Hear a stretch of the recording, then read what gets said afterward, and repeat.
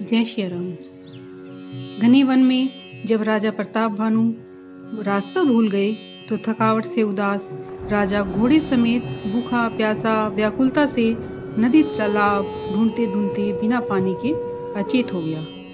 फिर वन में भटकते भटकते राजा ने एक आश्रम को देखा। उसमें एक राजा कपट से मुनि के वेश में रहता था, जिसका देश प्रताप भानु ने युद्ध में छीन लिया था और जो युद्ध में अपनी सेना छोड़ के भाग गया था। प्रताप भानु का अच्छा समय जानकर और अपना कुसमय जानकर वह घर नहीं गया। उसके मन में बहुत लज्जा हुई। वह अभिमानी राजा प्रताप भानु को भी नहीं मिला। क्रोध को मारकर कंगाल के समान वह वन में तपस्वी के वेश में रहता था। उसके पास राजा गया, तब उसने उसे पहचान लिया कि वह प्रताप भानु है। मारे प्यास के राजा उसे नहीं पहचान पाए और सुंदर वेश देखकर उसे महामुनि समझा। घोड़े से उतरकर प्रणाम किया, परंतु परम चतुर राजा ने अपना नाम नहीं बतलाया।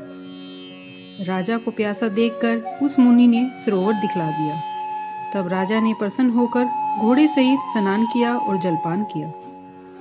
सब थकावट जो दूर हो गई और राजा सुखी हुए, तब वह मुनि राजा को अपने आश्रम में ले गया। सूर्यास्त का समय जानकर आसन दिया। फिर कोमल वाणी से वह तपस्वी कहने लगा, तुम कौन हो? सुंदर युवा होकर भी जीवन की परवाह न करके इस वन में अकेले किस कान से फिरते हो? चक्रवर्ती से तुम्हारे लक्षण हैं। तुम्हें देखकर मुझको बहुत दया आई। राजा ने कहा, हे मुनि, प्रताप भानु नाम का एक राजा है। मैं उसका मंत्री हूँ और शिकार खेलते हुए मार्ग भूल गया। बड़े भाग्य हैं जो आपके चरणों के दर्शन हुए। मुझे आपका दर्शन दुर्लभ था। इसे मैं जानता हूँ कि कुछ भला ही होने वाला है। उस मुनि ने कहा, हे तात, अब अंधेरा हो गया है। यहाँ से तुम्हारा नगर 70 योजन पर है। हे सुजान, रात भयावनी है, रास्ता नहीं सूझेगा। ऐसा जानकर आज यहीं रुको। प्रातः काल होते ही चले जाना। तुलसीदास जी कहते हैं, जैसे होनहार होती है वैसे ही सहायता मिल जाती है। या तो आप ही उसके पास आ जाती है या उसे वहां बुला लेती है। हे नाथ, बहुत अच्छा।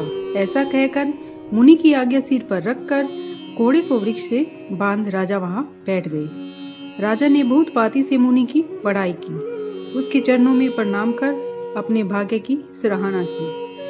फिर कोमल और सुहावनी वाणी से बोले, हे प्रभु, आपको पिता जानकर डिठाई करता हूँ। हे मुनीश, मुझे अपना पुत्र और सेवक जानकर अपना नाम बतलाइए। राजा ने उसे नहीं पहचाना था। वह राजा को जानता था। राजा का हृदय निर्मल था। वह कपट में चतुर था। एक तो शत्रु, दूसरा क्षत्रिय, तीस पर भी राजा। छल बल से काम निकालना चाहता था।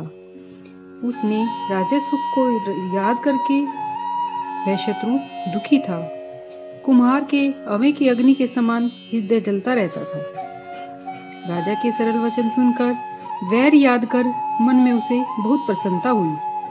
वह कपट से भरे हुए कोमल वचन युक्तिपूर्वक बोला, अब हमारा नाम भिखारी है, क्योंकि हम निर्धन और घरहीन हैं। राजा ने कहा, आप सरीखे जो विशेष ज्ञान की खान होते हैं और अभिमान से रहित होते हैं, वे सदैव अपने आप को ऐसे ही छिपाते हैं, क्योंकि कुवेश बनाकर रहने में ही सबकी भलाई है। इसी से संत और वेद पुकार पुकार कर कहते हैं कि अकिंचन ही भगवान के प्यारे होते हैं। आपके समान निर्धन भिखारी और ग्रहहीनों पर ब्रह्मा और शिव जी को भी संदेह हो जाता है। आप जो कोई हो सो हो, आपके चरणों को मैं प्रणाम करता हूँ। हे स्वामी, अब मुझ पर कृपा कीजिए। कपटी मुनि राजा की स्वाभाविक प्रीति और अपने में विशेष विश्वास देखकर सब प्रकार से राजा को अपने वश में करके वह बोले, हे सुजान, मैं शुद्ध भाव से कहता हूँ कि यहाँ रहते मुझे बहुत समय बीत गया है। अब तक न तो कोई मुझे यहाँ मिला है, न मैं किसी को जान पाया हूँ, क्योंकि लोक प्रतिष्ठा तप रूपी वन को भस्म करने वाली अग्नि के समान है। तुलसीदास जी कहते हैं कि सुंदर वेश देखकर मूर्ख ही नहीं चतुर मनुष्य को भी धोखा हो जाता है। मोर देखने में सुंदर है, अमृत के समान बोलता है, पर भोजन उसका साप ही है। इसी कारण वन में छिपा रहता हूँ। भगवान को छोड़ और किसी से मुझे कोई भी प्रयोजन नहीं है। प्रभु भगवान तो बिना जनाए ही सब कुछ जानते हैं। फिर लोक को रिझाने के लिए भला किस सिद्धि की जरूरत है। जय श्री राम।